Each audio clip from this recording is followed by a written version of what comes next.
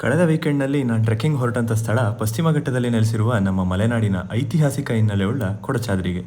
ಮೈಸೂರಿನಿಂದ ಶುರುವಾದ ನಮ್ಮ ಪಯಣ ಮುಕ್ತಾಯಗೊಂಡಿದ್ದು ಅಲ್ಲಿಯ ಹೋಮ್ ಸ್ಟೇ ಒಂದರಲ್ಲಿ.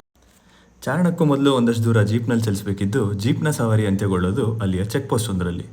ರಾಯಲ್ ರೈಡರ್ಸ್ ಮೈಸೂರು ವತಿಯಿಂದ ಚಾರಣಕ್ಕೆ ಹೋಗಿದ್ದ ನಮಗೆ ನಮ್ಮ ಟ್ರೆಕ್ ಲೀಡ್ ವಿನಯ್ ಸಿಂಗ್ ಅವರು ಟ್ರೆಕ್ಗೂ ಮುನ್ನ SOP ಬ್ರೀಫ್ ಮಾಡಿದ್ರು. ಟ್ರೆಕ್ ಶುರು ಮಾಡಿದ 1-2 ಕಿಲೋಮೀಟರ್ಗೆ ಸಿಗೋದು ನಿಟ್ಟೂರಿನ ಹಿಡಿಲುಮನೆ ಫಾಲ್ಸ್. ಹಿಡಿಲುಮನೆ ಅಂದರೆ ಹಿಡನ್ ಟ್ರೆಷರ್ ಅಂದರ್ಥ. ಇದು ಮೊದಲಾಗಿ ಅಲ್ಲಿಯ ಲೋಕಲ್ ಟ್ರೈಬ್ಸ್ಗೆ ಮಾತ್ರ ತಿಳಿದಿದ್ದು, ಲೇಟ್ 20th ಸೆಂಚುರಿನಲ್ಲಿ ಟ್ರೆಕ್ಕರ್ಸ್ ಹಾಗೂ ನೇಚರ್ ಎಂಥೂಸಿಯಾಸ್ಟ್ಗಳ ಗಮನಕ್ಕೆ ಬಂದಿದ್ದು. ಸಂಪೂರ್ಣ ಟ್ರೆಕ್ಕಿಂಗ್ ಮಾಡೋಕೆ ಬಯಸದೇ ಇರೋರು ಕೂಡ ಹೊಸನಗರದಿಂದ ಸಿಗೋ ಜೀಪ್ಗಳಲ್ಲಿ ಇಲ್ಲಿಗೆ ಬರಬಹುದು. ಮಾನ್ಸೂನ್ ಟ್ರೆಕ್ ಮಾಡಲಿಕ್ಕೆ ಬಯಸೋರಿಗೆ ಕೊಡಚಾದ್ರಿ ಒಂದು ಪರ್ಫೆಕ್ಟ್ ರೆಸಿಪಿ. ಸಮುದ್ರ ಮಟ್ಟದಿಂದ ಸರಿಸುಮಾರು 4400 ಅಡಿ ಎತ್ತರದಲ್ಲಿರುವ ಕೊಡಚಾದ್ರಿ ದಟ್ಟ ಅರಣ್ಯ ಹಾಗೂ ವನ್ಯಜೀವಿಗಳಿಗೆ ಹೆಸರುವಾಸಿ. ಶಿವಮೊಗ್ಗದಿಂದ 78 ಕಿಲೋಮೀಟರ್ ದೂರದಲ್ಲಿರುವ ಕೊಡಚಾದ್ರಿಯನ್ನು ನ್ಯಾಚುರಲ್ ಹೆರಿಟೇಜ್ ಸೈಟ್ ಎಂದು ಕರ್ನಾಟಕ ಸರ್ಕಾರ ಘೋಷಿಸಿದೆ.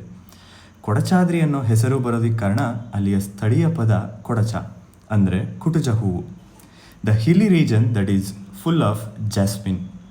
ಮಾನ್ಸೂನ್ನಲ್ಲಿ ಹೋಗಿದ್ದ ಕಾರಣ ನಮಗೆ ಅದು ಎಲ್ಲೂ ಕಾಣಸಿಗಲಿಲ್ಲ. ವಿಸಿನಿಟಿ ಚೆನ್ನಾಗಿದ್ದರೆ ಶರಾವತಿ ಬ್ಯಾಕ್ ವಾಟರ್ಸ್ ಕೂಡ ನೋಡಬಹುದು. ಆಗಲೇ ಹೇಳಿದಾಗೆ ಕೊಡಚಾದ್ರಿ ಒಂದು ಐತಿಹಾಸಿಕ ಹಿನ್ನೆಲೆಯುಳ್ಳ ಸ್ಥಳ.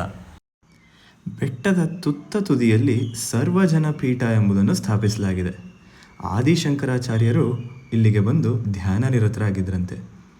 ಇದಕ್ಕೂ ಮೊದಲೇ ನಮಗೆ ಕಾಣಸಿಗೋದು ಶ್ರೀ ಮೂಕಾಂಬಿಕಾ ದೇವಿಯ ಮೂಲ ಸ್ಥಾನ. ಈ ಜಾಗದಿಂದ ನೀವು ಕೊಲ್ಲೂರು ಮೂಕಾಂಬಿಕಾ ದೇವಸ್ಥಾನವನ್ನು ನೋಡಬಹುದಾಗಿದೆ. ಮೂಕಾಸುರ ಎಂಬ ರಾಕ್ಷಸನ ವಧೆ ಕೂಡ ಮೂಕಾಂಬಿಕಾ ದೇವಿಯಿಂದಲೇ ಆದದ್ದು ಎಂಬ ನಂಬಿಕೆ ಭಕ್ತಾದಿಗಳದ್ದು. The job is only half done even after reaching the peak. ಯಾಕಂದರೆ ಡಿಸೆಂಡ್ ಮಾಡಬೇಕಾದ್ರೇ ಜಾಸ್ತಿ ಕ್ಯಾಶುಯಾಲಿಟೀಸ್ ಆಗೋದು.